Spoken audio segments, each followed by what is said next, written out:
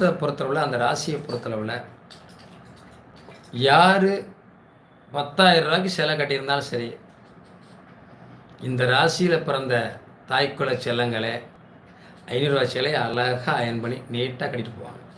ஏன்? இவங்களுடைய எண்ணங்களும் செயல்பாடுகளும் எப்படி இருக்குன்னா, தான் பளிச்சுன்னு இருக்கணும், நீட்டாக இருக்கணும், மற்றவங்களுக்கு கண் நம்மளை பார்க்கும்போது நம்ம அழகாக இருக்கணும், தன்னை அழகுபடுத்தி கொள்வதில் மிக சிறந்தவர்கள் யார்?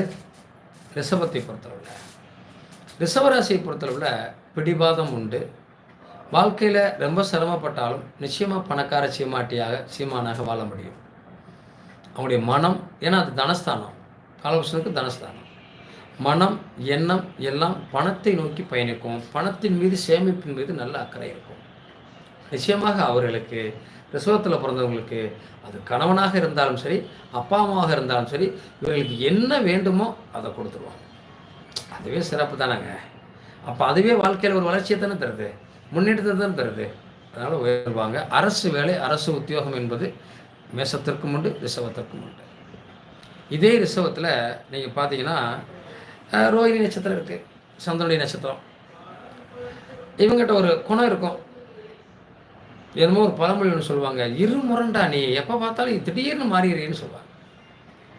அதாவது ரோஹிணியில் பிறக்கக்கூடியவர்களுடைய நிலைப்பாடுகள் என்னென்னா, நல்ல உணவு, நல்லா சாப்பிடணும், வேணுங்கிற ட்ரெஸ்ஸு கிடச்சிடும், தன்னை அழகாக வச்சுக்கணும், யாராவது ஏதாவது பேசினாலும் சடான கோபம் வரும், எல்லாருமேலேயும் அன்பு செலுத்துவாங்க, பாசமாக இருப்பாங்க. பாசத்தினுடைய இதிலெல்லாம் சிக்கல் இருக்காது. ஆனால் என்ன பேசுகிறோம், என்ன செய்கிறோம் அப்படிங்கிறத பற்றிலாம் சிந்திக்க மாட்டாங்க. தன்னை பக்குவமாக வச்சுக்குவாங்க. உடல் ஆரோக்கியத்தில் அப்பப்போ பிரச்சனை வர்றது உண்டு. வயிறு சம்பந்த பிரச்சனையோ, உடல் ஆரோக்கியமோ, சத்து குறைபாடுகள் வர்ற மாதிரி இருக்கும்.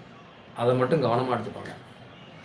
நீங்கள் அடிக்கடி வெண்பொங்கலை உணவில் எடுத்துக்கொள்வது சிறப்பு இல்லையா? அதே மாதிரி சந்திர பகவானை பௌர்ணமி அன்னைக்கு வழிபாடு செய்து கொள்வது சிறப்பு. பார்வதி தேவியின் வழிபாடும் உங்கள் வாழ்க்கையில் மிகப்பெரிய வளர்ச்சியை கொண்டு வரும். குலதெய்வ வழிபாடும் உங்களுக்கு தேவை. அவ்வளோதான். உங்கள் குடும்பத்தில் உள்ளவங்களை பாசமாக வச்சுக்கணும், சிறப்பாக இருக்கும். இதே ரிஷபத்தில் மிருகசீர்ஷ நட்சத்திரம், செவ்வாயுடைய நட்சத்திரம் இருக்கு இல்லையா? இப்போ இவருடைய குணாதிசயங்கள் எப்படி இருக்கு? சம்பாதிக்கணும், சாப்பிடணும், நினைச்சதை முடிக்கணும், செயல்பாடு திட்டங்களை சரியாக இருக்கணும். யார் நம்மளை எதிர்த்து பேசினாலும், யார் நம்ம மேலே கோபமாக இருந்தாலும், யார் நம்மளை திட்டினாலும் அதை சகித்து கொள்ளக்கூடிய மனப்பக்குவம் இருக்காது இல்லையா? அவங்களுடைய நிலைப்பாடுகள் அப்படி தானே இருக்கும். அதனால தப்பு இல்லை. ஆனால் வாழ்க்கையில் அவங்க ஜெயிச்சிருவாங்க, ஜெயிக்க முடியும். மிருகசீர்ஷ நட்சத்திரத்தில் பிறக்கக்கூடியவங்க அடிக்கடி கும்பிட வேண்டிய தெய்வம், வணங்க வேண்டிய தெய்வம் நிச்சயமாக உங்கள் பக்கத்தில் இருக்கக்கூடிய முருகன் கோவிலில், நீங்கள் இருக்கக்கூடிய இடத்துல பக்கத்தில் இருக்கக்கூடிய முருகன் கோவிலில் நீங்கள் அந்த செவ்வரளி பூன்னு சொல்லுவோம் இல்லையா, அந்த செவ்வரளி பூவை கொண்டு போய் அவருக்கு மேலே போட்டு சாமி கும்பிட்டு உங்கள் பேர், ராசி, நட்சத்திரம் சொல்லி ரட்சணை கும்பிட்டே வாங்க. ரொம்ப சிறப்பாக இருக்கும். வாழ்க்கையில் ரொம்ப மகிழ்ச்சியாக இருக்கும். மிதுனம், இது காலபுருஷனுக்கு 3ஆம் இடம், காற்று ராசி இல்லையா? நம்ம எதை எடுத்தாலும் அவருடைய லைஃப்பில், வாழ்க்கையில் பெரிய லெவலுக்கு கொண்டு போகணுன்னா இந்த காற்று ராசியை பொறுத்தளவில் காற்று வாக்கில், அப்படி காற்று வாக்கில் கண்ணோட்டமாக பார்த்துட்டு போகிறவங்க. இது திருவாதிரை நட்சத்திரத்தை பிறந்தவங்க, சிவன் பிறந்த நட்சத்திரம், போராட்டம் நிறைந்த வாழ்க்கைகள், கடுமையான விஷத்தை இறந்தியவர் இல்லையா அவர்? அந்த மாதிரி தற்கொலைக்கு போகிற அளவுக்கெல்லாம் நெருக்கடியெல்லாம் வந்துடும். ஆனால் மாறிடுவாங்க. இவர்கள் செய்யக்கூடிய நேரம் அப்படிங்கிறது ரொம்ப ரொம்ப முக்கியம். இந்த திருவாதிரை நட்சத்திரத்தில் பிறந்தவங்க கண்டிப்பாக உங்களால் முடிஞ்சால் ராகு கால டயத்தில் நாகநாத சுவாமி, சிவன் தான், சிவபெருமானை வழிபாடு செய்து கொள்ளுங்கள். ராகுகால டயத்தில் சிவன் கோவிலில் போய் சிவபெருமானை வழிபாடு செய்து கொள்ளுங்கள். உங்களால் என்ன கொண்டு போய் கொடுக்க முடிஞ்சாலும் அவர் ஏற்றுக்குவார். அதில் எந்த மாற்றமும் இல்லை.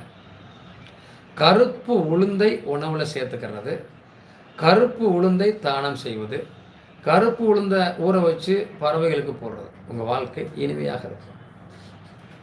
அதே மிதுனம், நான் சொல்லுவேன், மிதுன ராசியில் பிறந்தவங்க படித்தாலும் படிக்காவிட்டாலும் பொழைச்சிக்குவாங்க. அது புதனுடைய ஆதிக்கத்தை பெற்ற ராசி இல்லையா? அந்த திறமை அவங்களுக்கு உண்டு. நகைச்சுவையாக பேசக்கூடிய உணர்வும் உண்டு.